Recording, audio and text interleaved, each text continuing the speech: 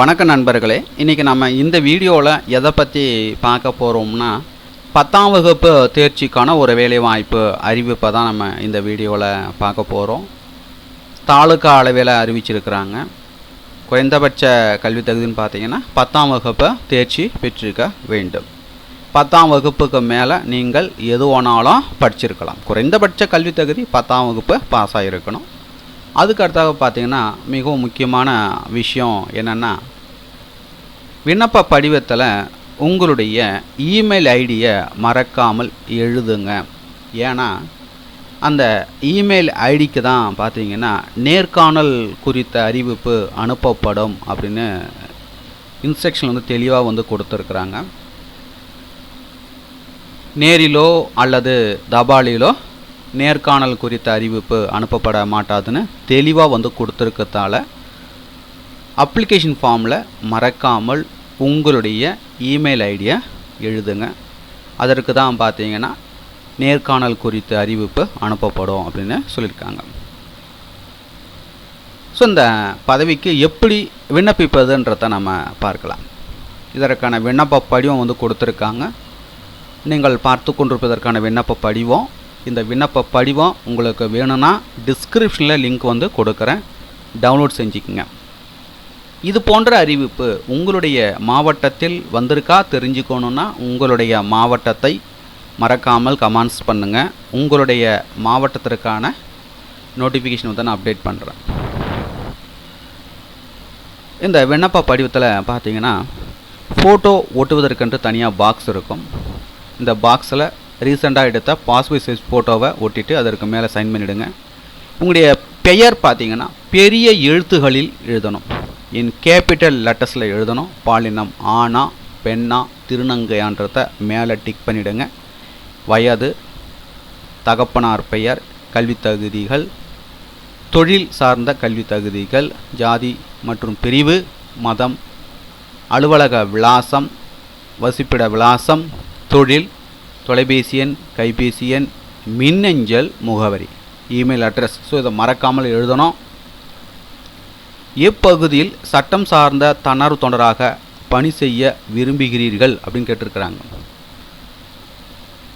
இதில் பார்த்தீங்கன்னா திருநெல்வேலி, தென்காசி, அம்பாசமுத்திரம், சங்கரன்கோவில், ஆலங்குளம், வள்ளியூர், செங்கோட்டை, நாங்குநேரி, சேரன்மகாதேவி, சிவகிரி, ராதாபுரம்.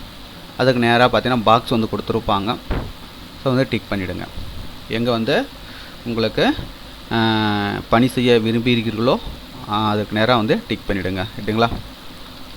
அதுக்கடுத்து பார்த்தீங்கன்னா தாங்கள் ஏற்கனவே சட்டம் சார்ந்த தன்னார்வ தொண்டராக பணிபுரிந்திருந்தால் விவரம் மற்றும் செய்த பணிகள் குறித்து தெரிவிக்கும் அப்படின்னு சொல்லியிருக்காங்க. குற்ற வழக்குகளில் ஏதேனும் நீங்கள் சம்மந்தப்பட்டவராக இருந்தால் அதனுடைய விவரம் எழுதணும். மேலும் தாங்கள் தெரிவிக்கும் தகவல்கள், அதில் இன்ஃபர்மேஷன் இருந்தால் நீங்கள் எழுதலாம். அதுக்கடுத்த மறக்காமல் உங்களுடைய சைன் போட்டுடுங்க. நாளிடம் எழுதிடுங்க. ஸோ இந்த போஸ்டிங்கை பொறுத்த வரைக்கும் பார்த்தீங்கன்னா சட்டம் சார்ந்த தன்னார்வ தொண்டர்கள் பணி நிரந்தர பணி கிடையாது அல்லன்னு சொல்லிட்டாங்க.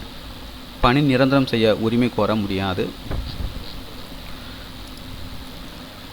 ஸோ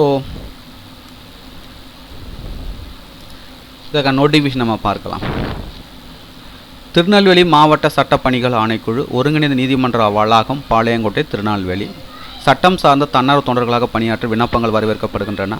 திருநெல்வேலி மாவட்ட சட்டப்பணிகள் ஆணைக்குழு மற்றும் தென்காசி, அம்பாசமுத்திரம், சங்கரன்கோவில், வள்ளியூர், செங்கோட்டை, நாங்குநேரி, சேரன்மகாதேவி, சிவகிரி மற்றும் ராதாபுரம் ஆகிய ஊர்களில் இயங்கும் வட்ட சட்டப்பணிகள் குழுவிற்கு சட்டம் சார்ந்த தன்னார்வ தொண்டர்களாக பணியாற்ற கீழ்குறிப்பிட்ட நபர்கள் விண்ணப்பிக்கலாம் அப்படின்னு சொல்லியிருக்காங்க. ஆசிரியர்கள், ஓய்வு பெற்ற ஆசிரியர்கள் உட்பட ஓய்வு பெற்ற அரசு ஊழியர்கள் மற்றும் மூத்த குடிமக்கள், சமூக பணியில் முதுநிலை கல்வி பயிலும் மாணவர்கள் மற்றும் ஆசிரியர்கள், அங்கன்வாடி பணியாளர்கள், மருத்துவர்கள், உடல்நல நிபுணர்கள், மாணவர்கள் மற்றும் சட்டக்கல்லூரி மாணவர்கள் அவர்கள் வழக்கறிஞராக பதிவு செய்யும் வரை அரசியல் சார்பற்ற அரசு சாரா சமூக சேவை நிறுவனங்கள் மற்றும் சங்க பிரமுகர்கள், அதுக்கடுத்து மகளிர் குழுக்கள், மைத்திரி சங்கங்கள் மற்றும் வரியோரை உள்ளடக்கிய சுய உதவி குழுக்கள் ஆகியவற்றின் உறுப்பினர்கள், மாவட்ட வட்ட சட்டப்பணிகள் தன்னார்வ சட்டப்பணியாளர்கள் பணிக்கு பொருத்தமாக கருதும் நபர்கள். கல்வி தகுதி பொறுத்தவரையும் 10ஆம் வகுப்பு தேர்ச்சி பெற்றிருக்க வேண்டும். கணினி மூலம் ஆங்கிலம் மற்றும் தமிழ் தட்டச்சு தெரிந்திருத்தல் அவசியம். இதர தகுதிகள் கொடுத்துருக்காங்க பார்த்துங்க. வயதை பொறுத்த வரைக்கும் 18 வயதிற்கு மேற்பட்டவராக இருக்கணும். மதிப்பூதியம் பார்த்தீங்கன்னா ஒரு நாளைக்கு 500 ரூபாய் தராங்க.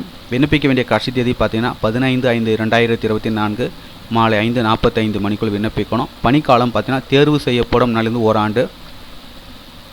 விருப்பம் உள்ளவர்கள் இத்துடன் இணைக்கப்பட்டுள்ள விண்ணப்ப படிவத்தை நிரப்பி பதிவு தாபாலில் கீழே கண்ட முகவரிக்கு 15/5/2024 அன்று அல்லது அதற்கு முன்போ கிடைக்கப்பெறுமாறு அனுப்ப கோரப்படுகிறதுன்னு சொல்லியிருக்காங்க. மேலும் விண்ணப்பதாரர்கள் அவர்களின் மின்னஞ்சலை விண்ணப்ப படிவத்தில் கண்டிப்பாக தெளிவாக தெரியப்படுத்த வேண்டும். விண்ணப்பதாரர் நேர்காணல் தேர்வு குறித்த அறிவிப்பு மின்னஞ்சல் மூலமாக மட்டுமே தகவல் வழங்கப்படும். நேரிலோ அல்லது தபால் மூலமாகவோ நேர்காணல் அழைப்பு வழங்கப்பட மாட்டாது அப்படின்னு சொல்லியிருக்காங்க.